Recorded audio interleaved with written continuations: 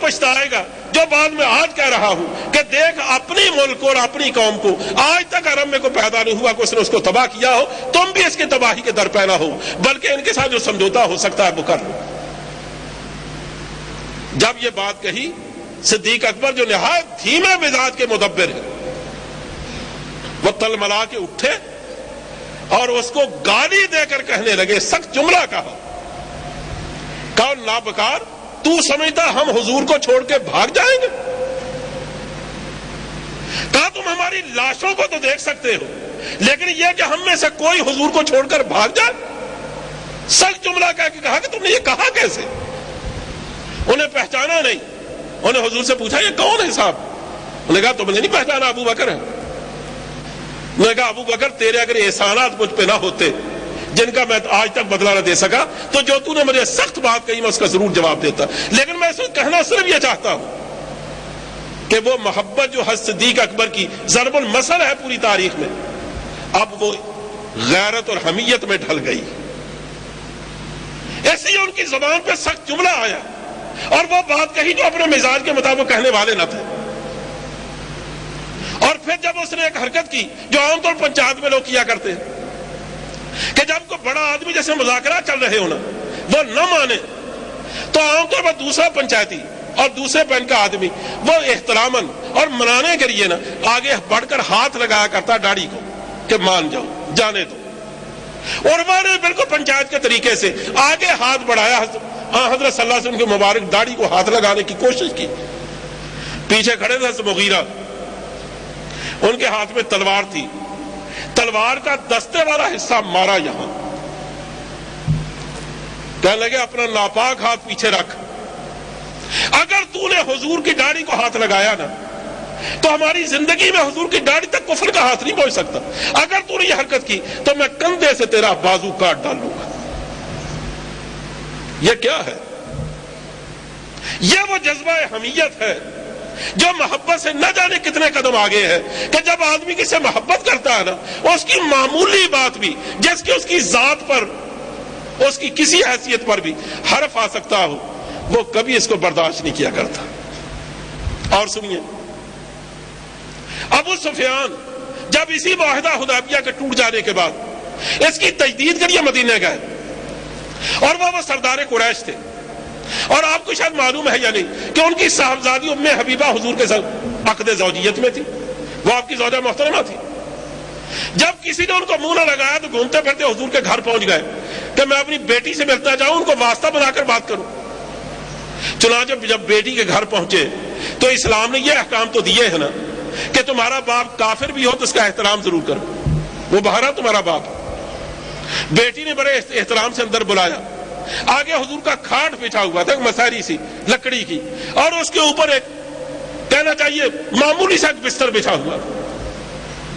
انہیں آگے بڑھ کے جو اس پر بیٹھنا چاہا تو انہیں جلدی سے بستر لپیٹ دیا، کہا اب بیٹھ جاؤ۔ باپ نے حیران ہو کر کہا جو مکے کا سردار ہے، امیر ترین آدمی ہے دادے پردادے سے، وہ حیران ہو کر کہنے لگا کہ بیٹی میں سمجھ نہیں سکا کہ یہ بستر میرے لائق نہ تھا یا میں اس بستر کے لائق نہ تھا۔ تو بیٹی نے نہایت احترام سے کہا ابا جان آپ کا احترام سر آنکھوں پر، لیکن بات یہ ہے یہ نبوت کا بستر ہے، اس پر کافر نہیں بیٹھ سکتا۔ ہمارے ملک میں نبوت کے بستر پر 90 سال تک مرزا غلام احمد قادیانی بیٹھا رہا، 90 سال تک، اور ہم اس کا کچھ نہ بگاڑ سکتے۔ اور جب بھی کبھی موقع آیا نا تو چونکہ اس ملک کے رہنے والوں کو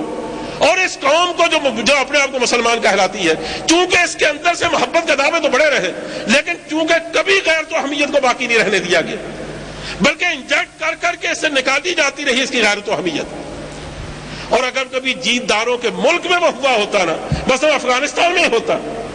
اس کے صرف 2 مبلغ وہاں گئے تھے، انہیں پڑھ کر پھانسی دے دی، اور ہم 90 سال تک انتظار کرتے رہے۔ اس یہ تیسری بات جو مجھے کہنی ہے وہ یہ کہ اگر ہمیں اللہ کی ذات منظور ہے، اگر ہمیں اللہ کے رسول عزیز ہیں، اگر لایا ہوا ان کے شریعت کے نام کا وہ سرمایہ جس کے لیے حضور نے تقریباً 19-20 سال تک دکھ اٹھائے. اگر وہ سرمایہ ہمیں واقعی عزیز ہے اور ان سب سے ہمیں واقعی محبت ہے تو سوال یہ کہ اس ملک میں دوسرے ازموں کا نام لینے والے زبانیں کھولنے کی ہمت کیوں کرتے؟ پھر ہمارے ڈھیلے ڈھیلے کتابچے پڑھ کے سنانے والوں کو رات کو نیند کیسے آ جاتی؟ ان کے تن بدن میں آگ کیوں نہیں لگتی کہ ذرائع ابلاغ نے ہماری بہو بیٹیوں کی چادریں سر سے کیوں اتار لی؟ اس ملک میں آئے دن غفار عزیز صاحب کچھ بھی کہیں لیکن آئے دن ہماری منزل ہماری نگاہوں سے دور کیوں ہوتی جا رہی ہے؟ یہ آئے دن ہمارے نوجوانوں کو ہماری تعلیمی اداروں میں زیادہ بے حیا بنانے کی کوششیں کیوں ہو رہی ہیں؟ اور کو ایجوکیشن کے نام سے مرد اور عورت کو ایک دوسرے کے لیے لازم ملزوم کر کے فاطمہ کی چادر ان کے سروں سے کیوں چھین لی گئی؟ یہ ہم کیوں نہیں کبھی غور کرتے؟ اور یہ ہماری یہ چیزیں اور یہ سوچیں ہمارا آخر جینا کیوں حرام نہیں کرتی اور کیوں ہمیں موت عزیز نہیں بنا دیتی؟ وہ اس لیے کہ ہمارے اندر سب کچھ ہے، علم بھی بہت ہے، مذاکرات کا شوق بھی بہت ہے، آرام کرسی پر بیٹھ کر اسلامی نظام کے غالب آنے کی بحثیں بھی بہت عزیز ہے، لیکن وہ چیز جو اندر غیرت و حمیت بن کر آدمی کے لیے جینا مشکل کر دیا کرتی ہے نا اور موت اس کے لیے آسان کر دیا کرتی ہے، مجھے معاف کیجئے وہ ہمارے اندر ابھی تک پیدا نہیں ہوئی۔ ڈاکٹر نذیر شہید نے ایک دفعہ کہا تھا کہ دولت دنیا سے ہر ایک کو محبت ہے اور وہ ظاہر مانگنے والے کو اس درجہ محبت ہے 1-1 روپے سے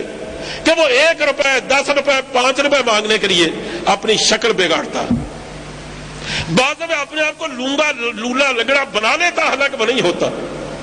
گلی محلوں میں ذلیل ترین شکلیں بنا کر گسڑتا پھرتا ہے۔ یعنی کسی آدمی سے یہ کہا جائے نا عزت والے سے کہ تم ذرا اس گلی سے گسڑتے ہوئے جاؤ، میں تمہیں 1 لاکھ روپے دوں گا، تو میرے خیال وہ شاید کبھی نہ مانے، لیکن وہ آدمی 1-1 روپے کے لیے 2-2 روپے کے لیے ساری خفتیں ساری ذلتیں اٹھاتا ہے، اس لیے کہ اس کی نگاہ میں 1 روپے کی بڑی قدر و قیمت ہے۔ برا نہ مانیے گا، ہم نے کبھی اپنی بات سمجھانے کے لیے اور تحریک اسلامی کا مفہوم واضح کرنے کے لیے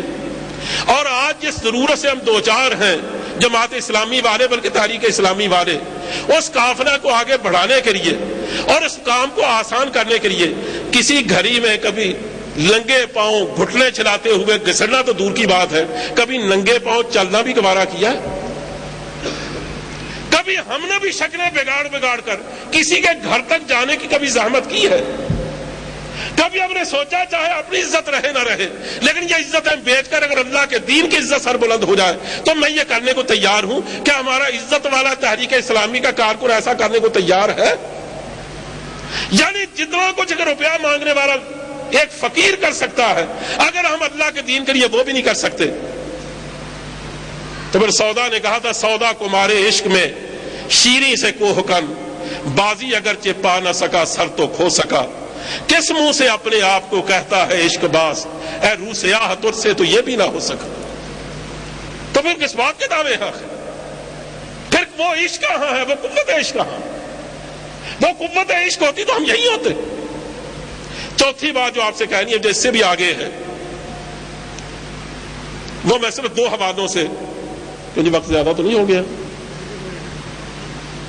5 منٹ سے تھوڑا سا زیادہ۔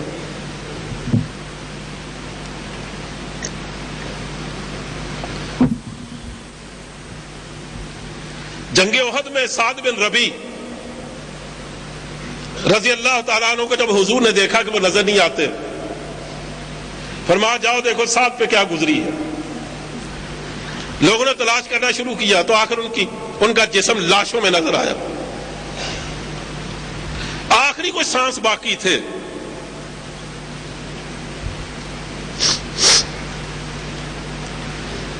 تو جب تلاش کرنے والا ان کے سر پہ پہنچا، جا کر حضرت کا پیغام دیا کہ حضور آپ کی وجہ سے بڑے پریشان تھے، میں آپ کو تلاش کرنے نکلا ہوں تو میں نے آپ کو اس حال میں پایا۔ فرمانے لگے جا کر حضور کو میرا سلام کہنا اور یہ کہنا کہ اللہ آپ کو جزائے خیر دے ان تمام کوششوں کے لیے، تمام قربانیوں کے لیے جو آپ نے ہمیں ایمان سے بہراور کرنے کے لیے فرمائی، اللہ ہی اس کا اجر دے گا، ہم تو ظاہر اس کا اجر نہیں دے سکتے۔ اور اس کے بعد کہا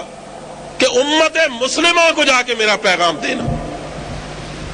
یہ ہے وہ شخص جس کو محبت ہے حضور سے اور اس کی محبت بول رہی ہے، یعنی شہادت کی موت سامنے ہے، انگ انگ کٹا ہوا، بجائے اس کے زبان پر شکوہ آئے وہ حضور کا شکریہ ادا کر رہے کہ جو راستہ آپ نے دکھایا تھا نا، میں نے اپنا سب کو لٹا دیا، اس میں سب کو کٹوا دیا، لیکن پھر بھی میں آپ کا شکر گزار ہوں کہ آپ نے مجھے راستہ دکھایا۔ اور دوسرا کہا امت مسلمہ کو میرا سلام کہنا،